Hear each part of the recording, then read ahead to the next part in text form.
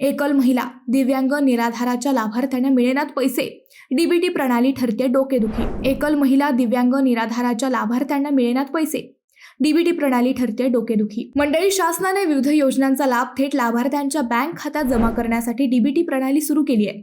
पण आता हीच प्रणाली आता लाभार्थ्यांसाठी डोकेदुखी ठरू लागली आहे। विविध तांत्रिक अडचणींमुळे एकल महिला दिव्यांग निराधारांच्या लाभार्थ्यांना अद्यापही पैसे मिळेनात। आधार फीडिंग करूनही तांत्रिक अडचणींमुळे या सर्व योजनांचे लाभार्थी अनेक महिने लाभापासून वंचित असल्याचे समोर आले आहे।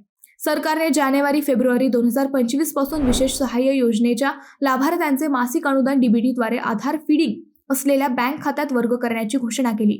मात्र गेल्या 7 ते 8 महिन्यांपासून अनेक दिव्यांग, वयोवृद्ध, विधवा, परित्यक्त्या, अनाथ यांचे पोस्ट बँक खाते आधार फीडिंग असूनही बँक खात्यात अनुदान जमा होत नाही। अनेकांना काही महिने लाभ मिळून ते पुन्हा बंद झाला। त्यामुळे जिल्हा व तालुका पातळीवरील अधिकारी तसेच लाभार्थ्यांसाठी नवी प्रणाली लाभदायक होण्याऐवजी तापदायक बनल्याचे चित्र आहे।